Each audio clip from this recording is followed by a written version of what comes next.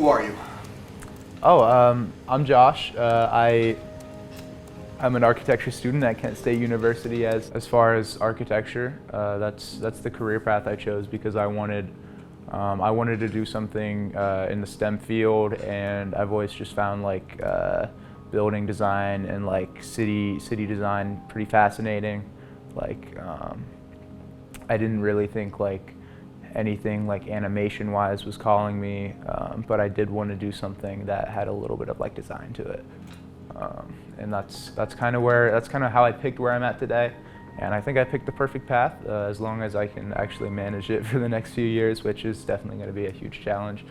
Probably the hardest thing I've ever done in my life. But I actually have a dream for architecture. And like my number one on my bucket list is to design and build my own house. I think that's like the perfect dream to have.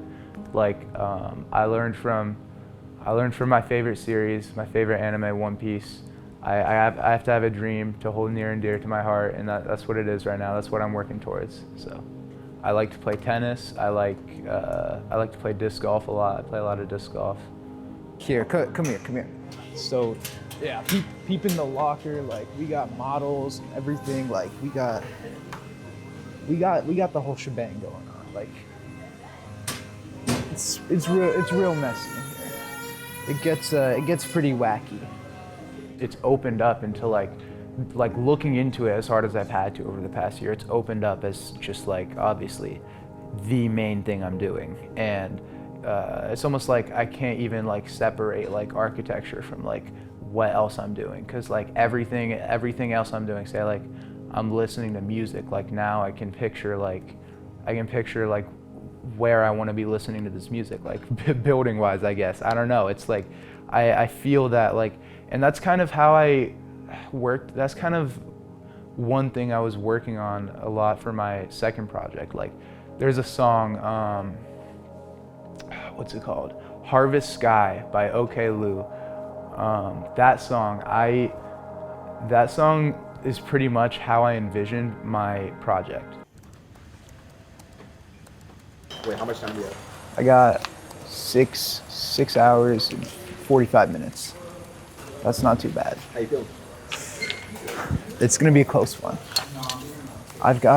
Right now I've got to finish up making the reflective pools, and then I got to put these surfaces on this one, and then I gotta get the circulation going, so like the ramps, and then I gotta get the salt field patterns on it as well. So I've got a lot to do, but I don't know if it makes a lot of sense to some people, but those were just the vibes I was getting. And I feel like in my head, they're all like kind of the same. Like music, like architecture. But as far as like how I'm trying to express myself, like I try to stay in like the same like vein for it, like, and like do something that all has like a vibe that like feels right to me, you know?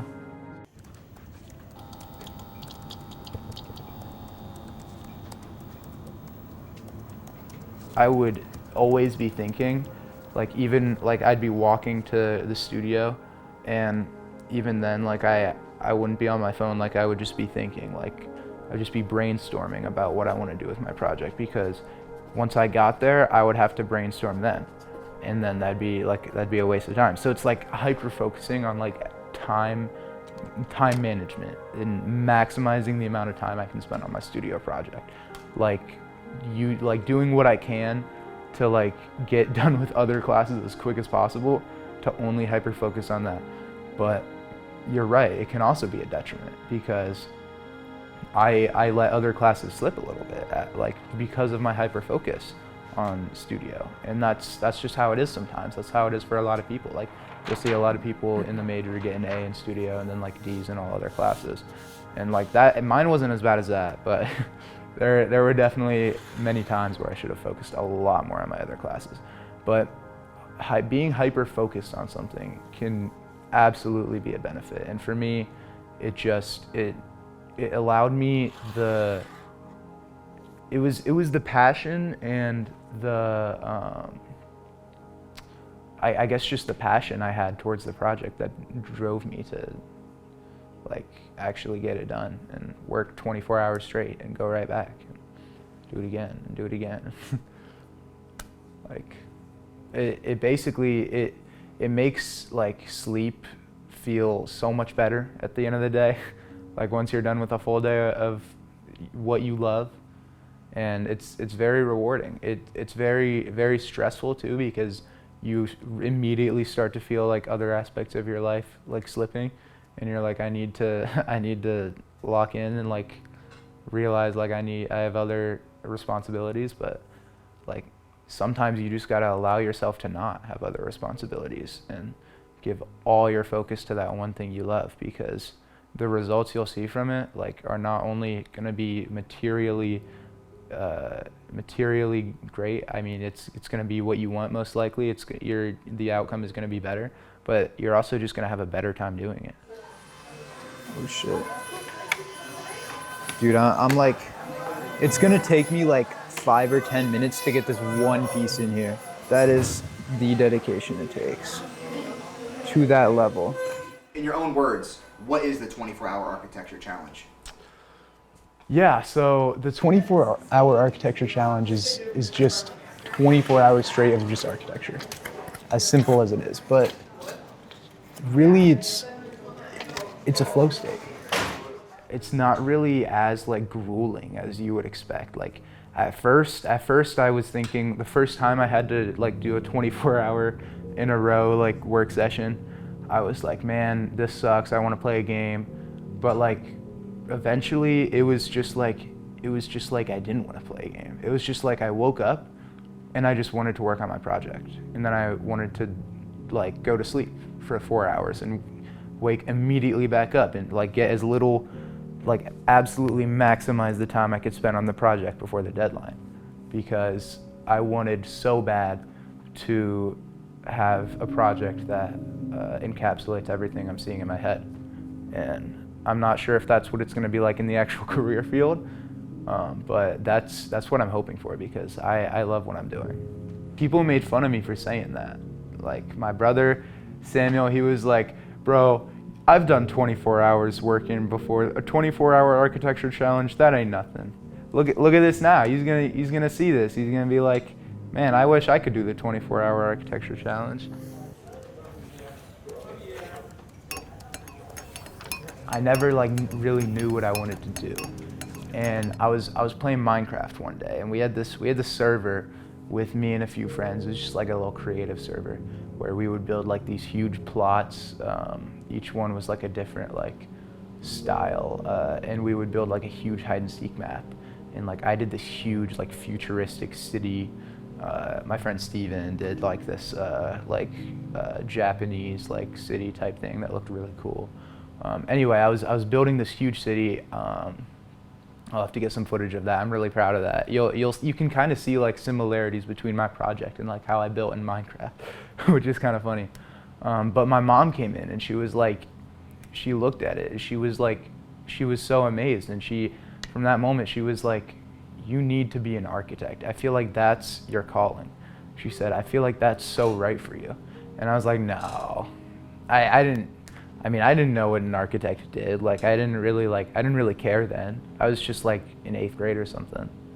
But I've been thinking back to that, and like people have told me like it just feels so right for me, and I completely agree. Like so that was a huge driving factor to why architecture. Ladies, I have a message for you.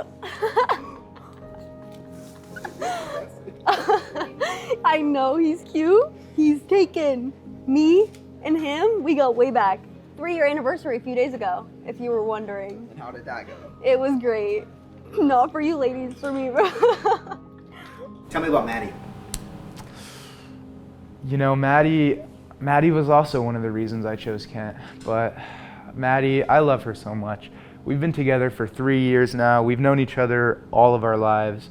I have probably so many stories to tell about her.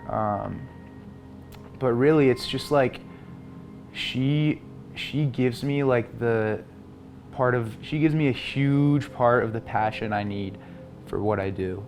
Like I think about like our future together and what I want to do in the future, and what I want to give to our future family, and like all of these things, and that's like probably the number one factor that pushes me to work so hard. And it's because like every day we've been together, she's always, no matter like what's going on in her life, like she always is so kind. She always treats me so fairly, and like just seeing her smile, just like, there's nothing that makes me happier than seeing Maddie smile. I don't know. It fills my heart with so much joy.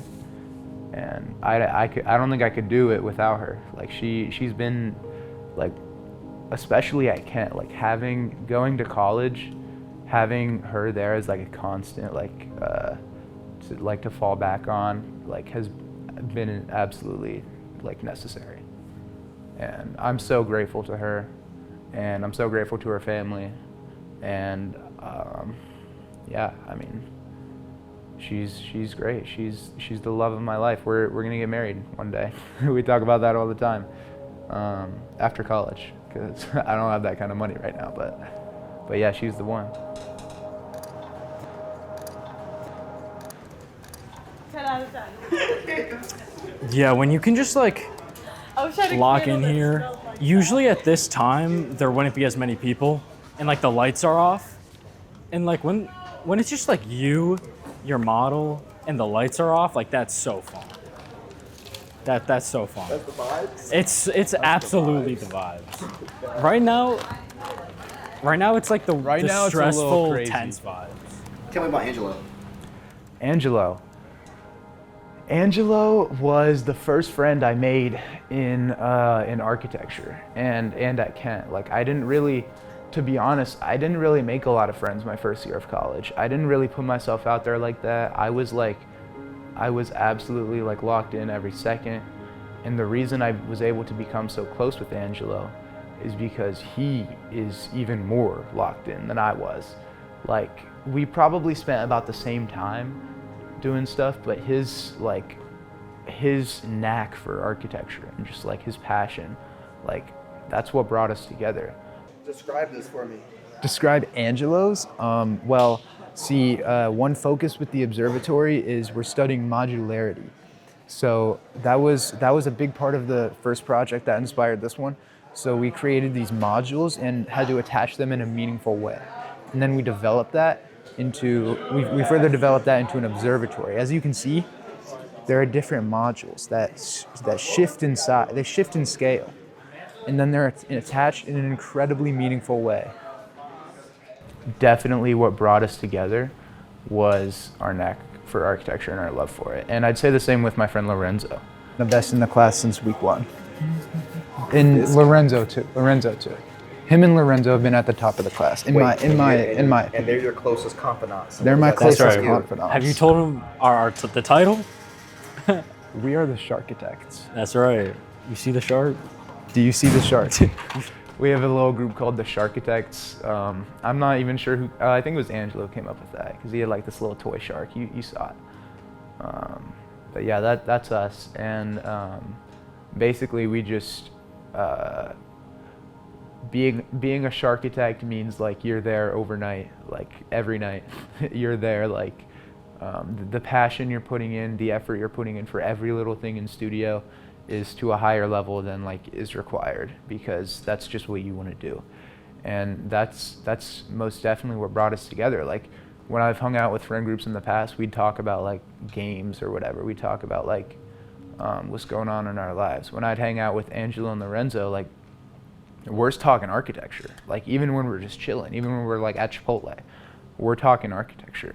We're talking like what would be cool in our projects. It's just been incredible to have people with me there that like share my passion for it, that I can also just get along with so well. And I miss them. I miss that group. This could be our last all-nighter together at this studio. Yeah. That's crazy. I don't know, man. I hope we get the same studio next year. Nah, I bet like one of us is gonna Lorenzo's gonna be in Nathan's studio. Next year, it's going to be random again. So I'm not sure if we're going to be in the same class. Maybe we'll get really lucky. Maybe it's meant to be, or maybe not. Maybe I'll meet a new group, but I don't know. I'm excited to go back. I'm excited to hang out with them again, talk architecture. We still text a lot. It's mostly architecture though, still, to be honest.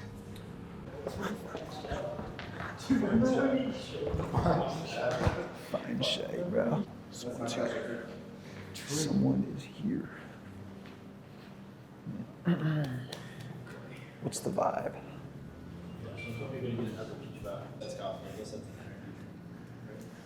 I think. Wait. Oh my gosh. Where's the propel? No way, dude.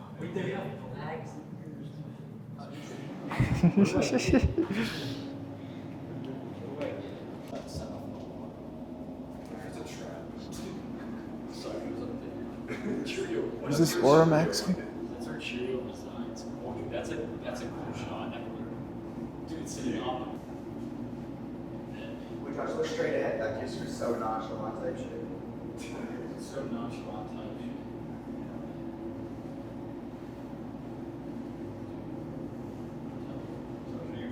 This is Maxwell. I'm not mewing, bro.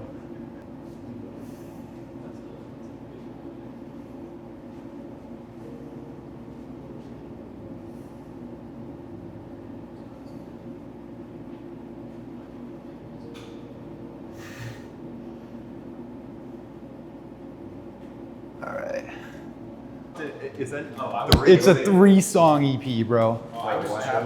We're eating heavy, bro. Blade dropped a 3-song single As we speak. as we speak. This is a night for the history books. This is a night for the history books for sure. For the thumbnail. Wait for the thumbnail. All right. Bumping right now.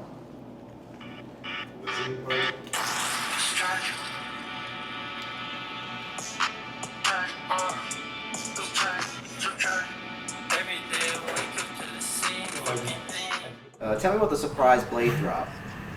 The surprise blade drop. Oh yeah, dude, that was like, you know, it's kind of very telling of my experience in architecture as a whole, because that would happen to me all the time. Like I'll tell you, like a year ago, before, like when I was a senior in high school, if Blade was about to drop, I knew a month prior. If one of my favorite artists was about to drop, I knew like a month prior. And like now, it's like I mean, okay, that was a surprise drop, so I guess you couldn't know.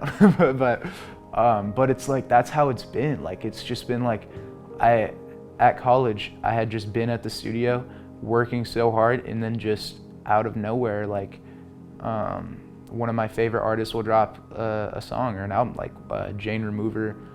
She released Revenge Seekers, like just, and like it had been like, apparently people had known about it. I had no idea. So it was just like an awesome surprise to me, like just seeing, and I love that album so much. And it's like, it like is the little pick-me-up I need a lot of the time. And like you could ask my friends, they would tell you there have been a lot of times in studio I've just been like, oh my God, Blank just dropped, and like I'm just, I just lock into their music for a little bit, and then I'm working harder. I don't know, like it's like the little pick-me-up I needed. But that surprise Blade drop, that was just, I don't know, that was just a lot of fun to me. Like hearing that song, I've been playing that little EP since then. Yeah, it's a great few songs. I love Blade. He's my favorite artist. He's my #1. I love what he stands for, and like his style and everything. And just like seeing him like surprise drop, like, I don't know, that made me so happy that night. That was another little pick me up I needed for the night before the final. Bro, when was the last time we had history, bro? When was the last time we went to history? It's been months. It's been months since we've been to history. How'd the final go? How'd the project go? Oh, the final. Okay. I think the final went really well. I ended up getting a B plus on it. I think it was probably because of my craftsmanship. It was a little to be desired, which has been like my number one issue with the projects, because like I don't know, I might just be building it too quick. Like I think I'm getting too excited about it and like leaving like little glue marks. But yeah, I think I just need to like slow it down a bit. But that's probably why I got a B plus on it, because there were like a few glue marks. Do you think you have more fun making the model or the drawings? Oh, I have way more fun with the model. Because I've been actually like, that's how I used to be, but I've been actually like having a ton of fun with the drawings. Dude, for me, Like, the drawings have been such, honestly, a nightmare. Because A nightmare? I should have been doing it your way with the outlining. Or with The outline's pretty fun. You That's don't have how to I clean up should a have Make done it. 2D. Because cleaning up that Make 2D has been like hell. Yeah. Genuinely. It's been like I try to lock in for a good like 4 hours straight on those drawings. I'll like tap out and I can't do it. With the model, like I'll tap in for like literally 8 hours straight and I just will keep working passionately. So what's one thing you gotta say to the world? One thing I gotta say to the world, there's this philosophy I've been applying to like my everyday life, which is, it's so important to think about like why you are the way they are, and like, or why you are the way you are, and like why you think the things that you think. And like you can, if you think hard enough and if you are able to like do research, even like you can trace this stuff back to like material events, like in like history or like politics or like even like personal stuff. Like, and I think it's so important to think about all of that stuff and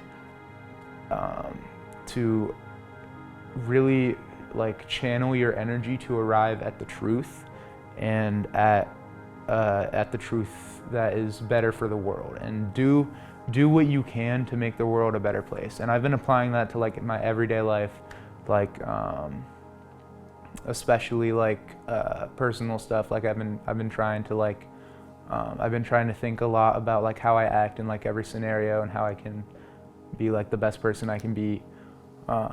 And I also think like it's so important to have a dream.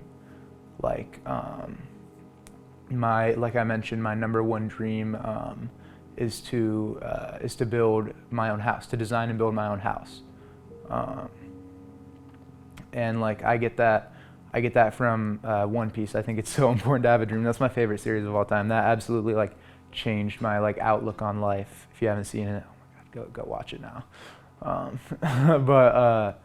But yeah, I think you need to have something you work towards, like with such a incredible drive and passion. And I think your life is just going to be a lot better with that. And especially just because our time is like so limited. Like over the last year, I've realized just how limited our time is. Like 4 hours does not feel like 4 hours did like a year ago. Like, because I'd be working for like 4 hours straight and it would feel like 10 minutes. And it makes me think like I really want to like slow things down, and like I think it's so important to take all the time you can to like do what makes you happy, because at the end of the day, that's all that matters in this world. Doing what you can to make the world a better place, and doing what you can to make yourself happy, whether that's pursuing a career you want to be successful in, or just doing what makes you happy in the short term. But I think you have to make some sacrifices, and you have to do what you can to set yourself up to be happy in the long term.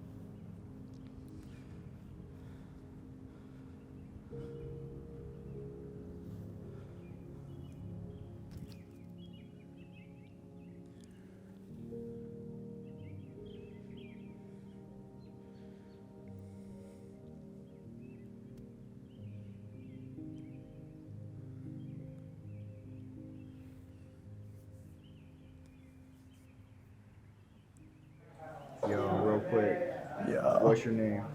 My name is Joshua Lightle. And what are we doing today?